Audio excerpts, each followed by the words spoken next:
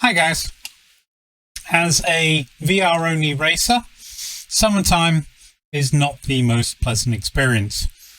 It gets pretty warm, especially in this little cupboard, and I have had to duck out of some racing because I just can't stand the heat. And having that hot headset on you is a bit problematic. However, this little frunk mod might be just the trick to allow us to do a little bit more racing in these heated times. Let's find out.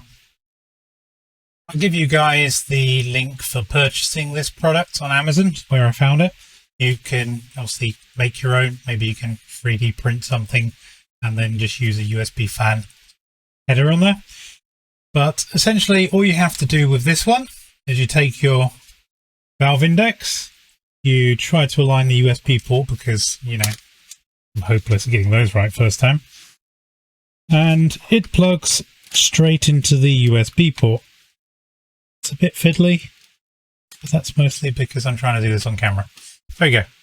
So that plugs in, and then the rest of this just clicks on. Now, I'm orienting it so the logo is the same way around as the valve index, so it's readable when you look at it, and then you just click it down. That's in. That's what it looks like installed. It's pretty simple. Then this one has a little on-off switch. You can't hear the noise of the fans here, but effectively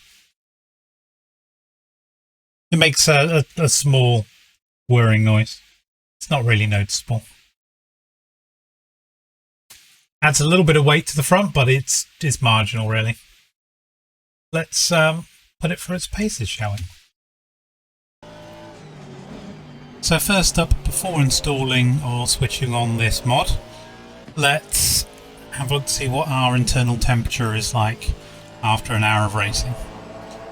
So it gets pretty warm after an hour, just racing in here in VR, as you can imagine. And the top of the nose bridge on the index registers 35 to 36 degrees, which is about body temperature. It's pretty warm.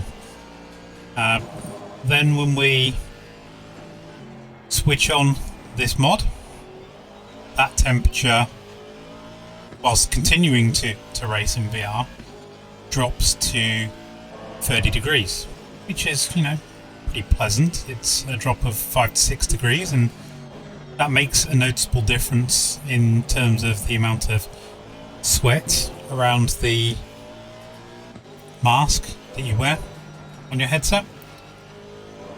And the added benefit of these fans is that it stops the screens from misting up because of that sweat. I'm not sure what it will do to the overall lifespan of the index, offering no guarantees there, but it doesn't seem to be pushing much air out. So this is sucking air out of the index rather than pushing air in. Does it affect your experience when you're driving? Not a huge amount. It initially felt a little uncomfortable, if I'm honest, because you've got the airflow, the increased airflow in your headset, and you can feel that against your eyes. It's a small amount, but it is noticeable. But after a while, you get used to it. It's not uncomfortable. This did allow me to race for a little bit longer in VR in summertime. So if you're like me and have no alternative but to race in VR, then it allows you to do a little bit more racing whilst the climate isn't necessarily favourable to wearing a clumsy set of screens on your face. Is it worth the 40 or so pounds that you pay? It's a little bit less than that, but is it worth that kind of money? Maybe, maybe not. The convenience of having a device that just slots into your index is quite nice, but if you've got the capabilities to 3D print something locally, maybe that's a better option for you. Balance of the headset doesn't really affect at all, so it'd be interesting to see how long this lasts and whether you get any coil whine from the fans later on. Right now, it seems like a great little device. It's a little overpriced, but it's a good device. So that gives us an option to cool us down whilst racing in VR in summer. I'm also looking at later on building my own DIY wind simulator, which could be a lot of fun.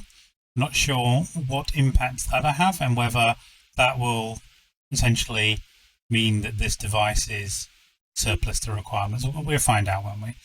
I've got to do a little bit of reorganization of my rig in order to be able to fit a wind simulator in. So again, that's going to be a little bit of fun to do over the summertime.